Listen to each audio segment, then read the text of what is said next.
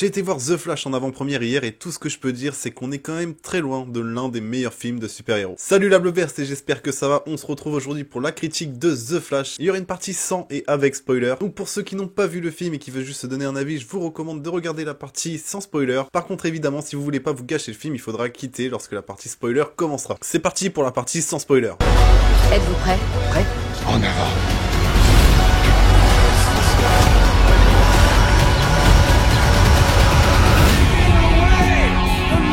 Alors, pour donner un synopsis sans vraiment spoiler, en gros, Flash a perdu sa mère lorsqu'il était jeune, et les conditions vont faire qu'il va vouloir retourner dans le passé pour sauver sa mère et avoir une nouvelle vie finalement. Je pense que le problème de mon point de vue, c'est que je suis fan des comics de DC, et évidemment quand t'es fan des comics de DC, il y en a quelques-uns qui ressortent du lot, et entre autres, il y a celui-ci. Je pense que ce qui me déçoit beaucoup dans ce film, c'est que justement, c'est une mauvaise adaptation de ce livre, mais une très mauvaise adaptation. Si je dois parler du film en général, sans prendre en compte les comics, c'est plutôt un film sympa, c'est un film très léger, franchement il est très léger, t'as pas trop de pression pendant le film. Je dirais aussi que ça manque pas mal de cohérence et d'explication. Le film prend son temps au début pour des choses qui nécessitent pas forcément de prendre son temps, et à partir du moment où tu rentres dans l'action, t'as l'impression que tout arrive en pleine gueule et puis t'en sais pas plus que ça. Finalement si tu connais pas trop les comics, si tu connais pas trop le personnage de The Flash, bon bah du coup c'est juste des événements qui s'enchaînent, c'est pas compliqué, ils ont fait en sorte que le film ne soit pas compliqué, mais justement je pense que c'est ce qui manque au film en fait. Il nous faudrait un scénario un peu plus complexe, un peu plus poussé, et avec un peu plus d'enjeux. Et t'as l'impression que les personnages s'en foutent un peu, en fait. Ils sont pas spécialement choqués par tout ce qui se passe, et du coup, je sais pas, je trouve que ça manque d'intensité dans le film, en vrai. Donc voilà, c'est un film léger, plutôt rigolo, hein, sincèrement, on est vraiment sur l'humour. Donc je vais pas dire que l'humour est mal géré, il y a pas mal de trucs qui m'ont fait rire au ciné, mais je trouve ça quand même dommage qu'on soit essentiellement sur l'humour. C'est vraiment dommage, je m'attendais pas à ça. Également sur le fait que le film est censé le DCU de James Gunn, bah sincèrement, à la fin du film, je vois pas en quoi le DCU de James Gunn est lancé. Enfin, il y a aucun indice qui nous dit ça y est, on part sur de nouvelles bases. Vraiment pas. Après, au niveau des acteurs, je trouve qu'on a une très très belle performance de la part d'Ezra Miller. Franchement, ça, je dois l'avouer. Et en plus, il joue deux Barry Allen, mais les deux personnages sont vraiment bien distincts. Ils ont pas les mêmes mimiques, ils ont pas le même rire, ils ont pas les mêmes expressions.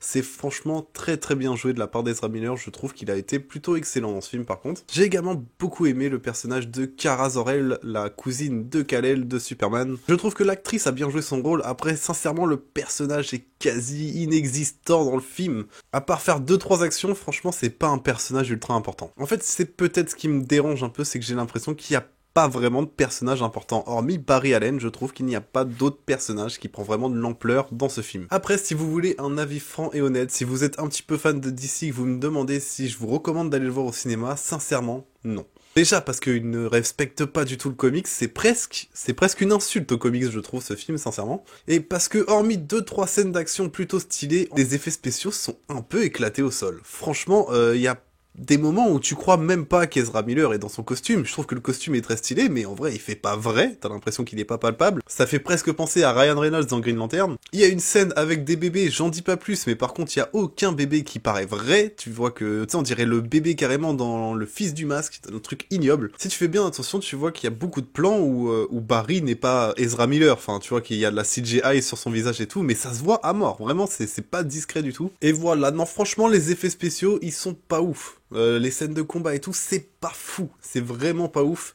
Donc même ça te met pas dedans. Pour moi, il y a une scène qui est la meilleure scène du film.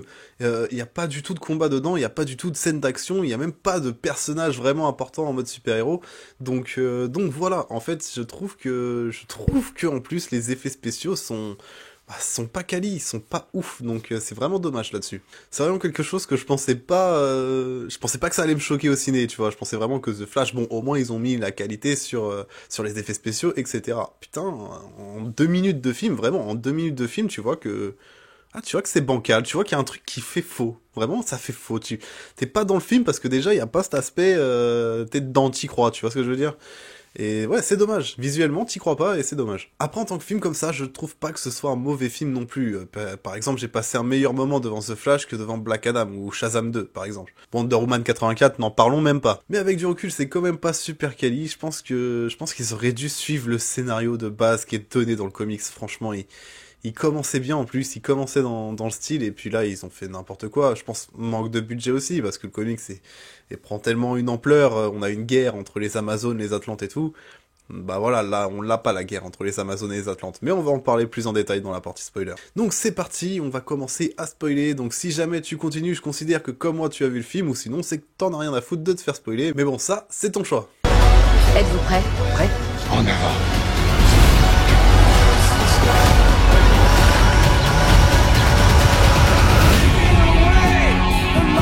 Donc partie spoiler, qu'est-ce que je vais bien pouvoir dire? Bah, je vais aller dans l'ordre des choses et je vais parler un peu des choses qui m'ont, comment dire, choqué, des choses qui n'ont pas trop d'intérêt, des choses qui m'ont plu aussi. Le film commence vraiment comme un peu le début du Flashpoint, c'est-à-dire que Batman va avoir besoin de Barry, Barry va venir l'aider, bref, tu vois quelques missions avec 2-3 personnages de la Justice League, parce que t'as Superman qui apparaît sur un écran, du coup il est occupé, donc il peut pas venir aider Batman, donc Flash va y aller. Puis t'as Wonder Woman qui intervient pendant la petite scène.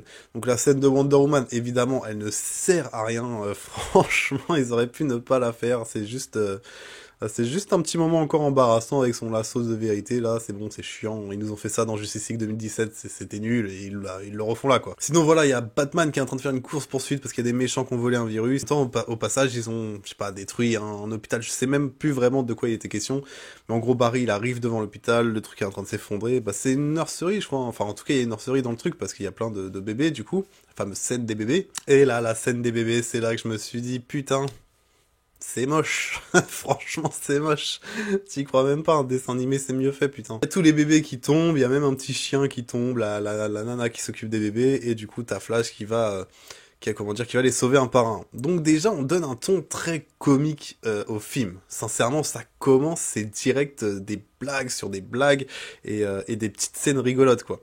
C'est gaguesque, c'est carrément gaguesque en fait.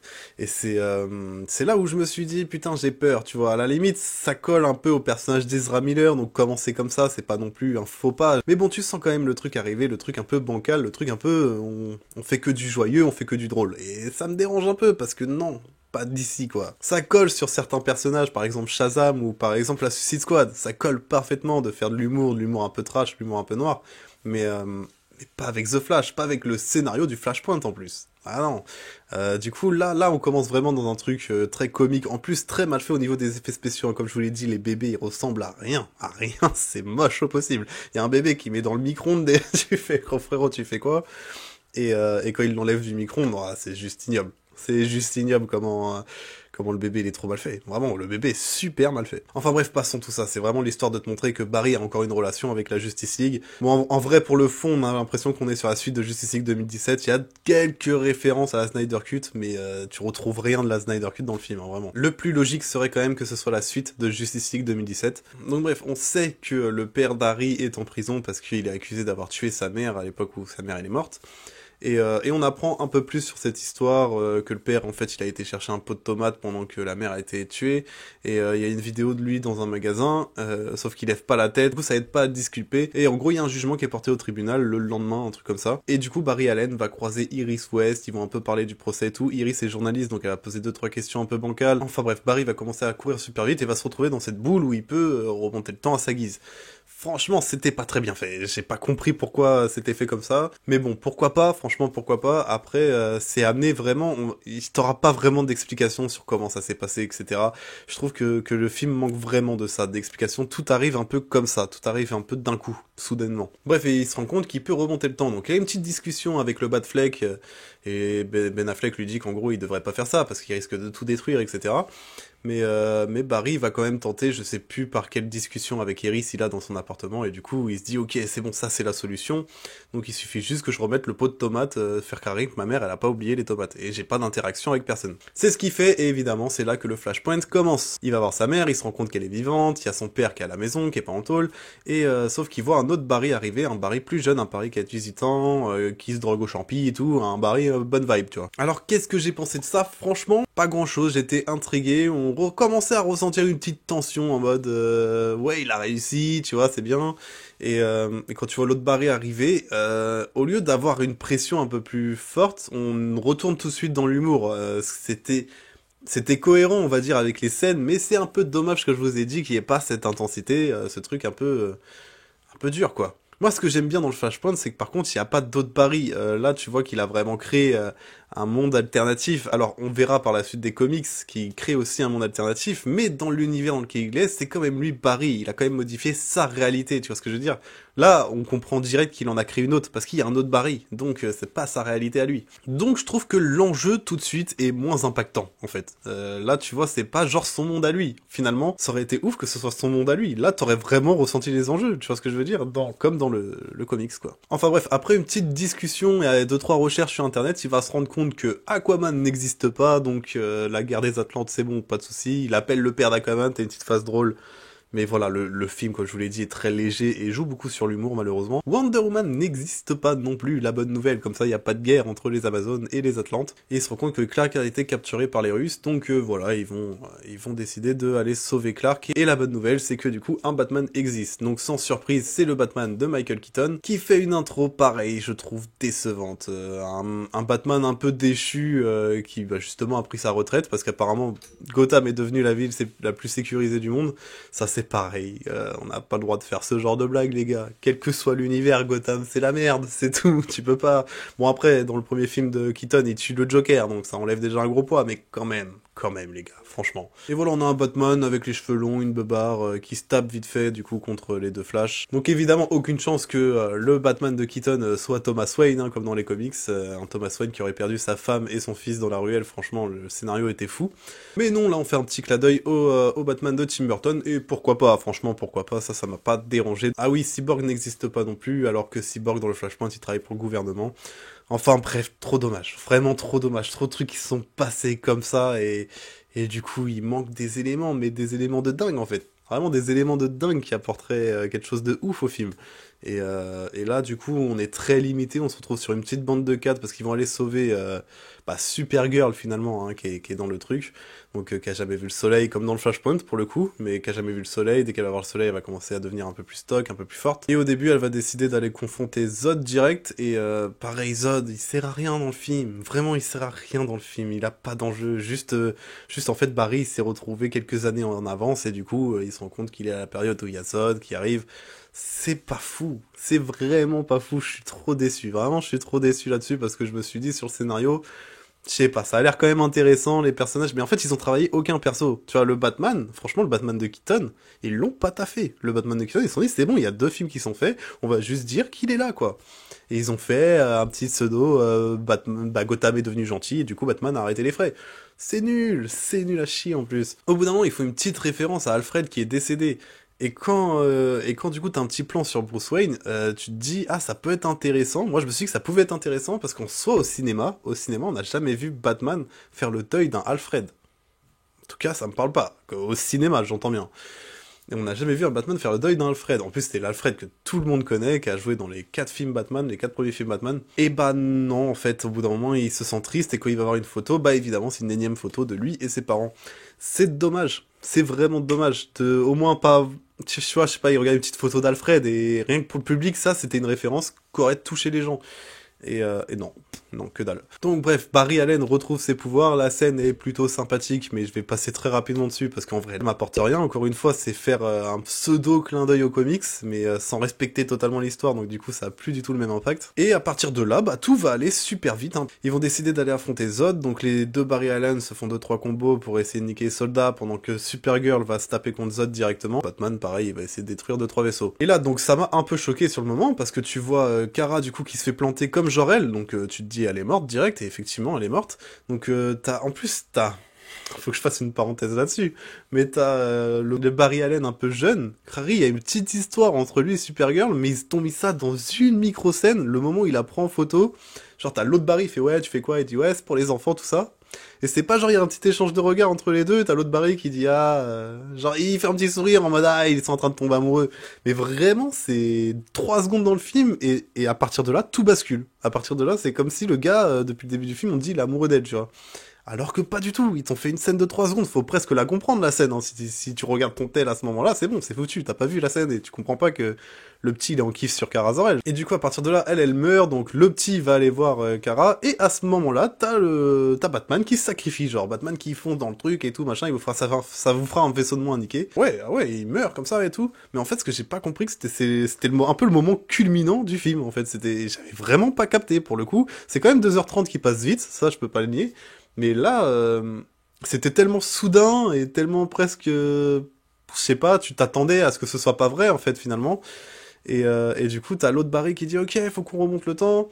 Et du coup, il commence à remonter le temps. L'autre, il essaye de l'arrêter en mode bah non, c'est comme ça. Et il remonte le temps et ça se reproduit toujours de la même façon. C'est-à-dire qu'il y a toujours Kara qui meurt, quelle que soit la façon. Elle finit par mourir par Zod. Et Superman finit toujours par mourir aussi à chaque fois. Batman plutôt. Bon bref, à ce moment-là, il y a aussi le monstre qui avait poussé l'autre Barry qui apparaît, tu te rends compte que c'est l'autre, le jeune Barry qui a mal tourné parce qu'il arrête pas de faire ses sauts dans le temps pour essayer de les sauver. Enfin bref, c'est vraiment très très bancal tout ça. J'étais vraiment très déçu par cette fin. Et d'ailleurs, le vieux Barry va pour tuer notre Barry à nous, et c'est là que le jeune Barry s'interpose, il meurt, donc du coup, par la même occasion, l'autre meurt aussi. Donc tout est bien qui finit bien. Juste tu vois les mondes qui s'entrecroisent, parce que du coup tu vois d'autres Flash, d'autres univers qui font la même chose qu'eux en fait. Entre autres le Flash, le premier Flash à la même période que Adam West je crois, si je me demande même si c'est pas avant ça. Parce que tu vois les vieux Batman, donc entre autres Adam West, celui d'encore avant je crois. Tu vois du coup le Superman à l'ancienne aussi en noir et blanc. Tu vois le Superman de Christophe Reeves je crois que c'est Christophe Reeves. Et tu vois le Superman de Nicolas Cage. Alors ça j'ai beaucoup aimé, je dois avouer, parce que c'est un truc je me suis toujours demandé qu'est-ce que ça aurait donné. Et là ils t'ont fait un truc vraiment badass. Hein. C'est genre il est en train d'affronter une araignée de l'espace et tout. Il est vraiment très stylé le Superman de Nicolas Cage. Donc voilà, ça c'était vraiment cool. Pour le coup la petite référence, mais c'est tout. Ça suffit pas pour refaire le film, tu vois. Pareil, je crois que tu vois. Qu'est-ce que tu vois d'autre? J'ai l'impression que j'en ai oublié, mais en vrai je suis pas sûr d'en avoir oublié. Comme je te l'ai dit, tu vois le Flash à l'ancienne avec le casque et tout, qui est dans la série The Flash d'ailleurs. Si j'en ai oublié, n'hésitez pas à le mettre en commentaire, mais je crois que c'est à peu près tout ce que tu vois. Mais ça suffit pas pour refaire le film. Hein. Mais au moins c'est bien, c'est que les clins d'œil ils sont pas, voilà, ils te noient pas de clins d'œil de machin comme Star Wars 9 par exemple, où tu vois bien qu'ils ont reposé tous leurs espoirs là-dessus.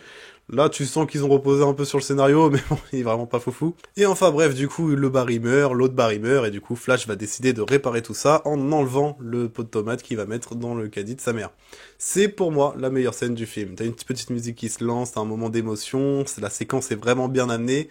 Et voilà, c'est juste un petit moment entre Barry et sa mère. Et pour moi, c'est la meilleure scène du film. Bon, comment vous dire que je suis dégoûté que ce soit la meilleure scène du film, parce que j'aurais aimé qu'évidemment, il y ait plein d'autres scènes ultra épiques dans ce film, et ça n'a pas été le cas. Heureusement, les bandes annonces m'avaient un peu refroidi, donc j'étais pas non plus super hypé par le film, mais je trouve ça quand même dommage. On est vraiment passé à côté de quelque chose. Là, c'est con, c'est que ça y est, l'adaptation du Flashpoint, elle est faite au cinéma, et elle est claquée au sol. Si tu parles de l'adaptation du Flashpoint, alors c'est claqué au sol. Comparé aux comics, c'est claqué au sol. C'est digne de la série The Flash avec Grant Gustin, et c'est pareil, c'était claqué au sol. Quand ils ont fait le Flashpoint, c'était claqué au sol dans la série. Là, c'est pareil, c'est claqué au sol, et je suis trop déçu. Mais sinon, pour le reste, ça reste un film sympathique, mais très léger. Voilà, c'est vraiment pas un film qui va te faire passer par plein d'émotions différentes, et c'est vraiment dommage parce que ça aurait pu être le cas. Également aussi petite mention à la fin du film lorsque Barry se rend compte qu'il a pas exactement retrouvé l'univers qu'il avait, car au lieu que ce soit Ben Affleck qui débarque, c'est le Batman de George Clooney. Et ouais, le pire Batman de l'histoire du cinéma est peut-être de retour. Attention, je dis bien peut-être. Voilà pour la petite critique de The Flash, donc surtout n'hésite pas à t'abonner si c'est pas le cas pour soutenir mon travail. Je fais plein de petits edits, plein de petites critiques, des vidéos réactions, donc surtout n'hésite pas à t'abonner. Le plus important c'est que tu prennes soin de toi, et moi je te dis à la prochaine. Ciao!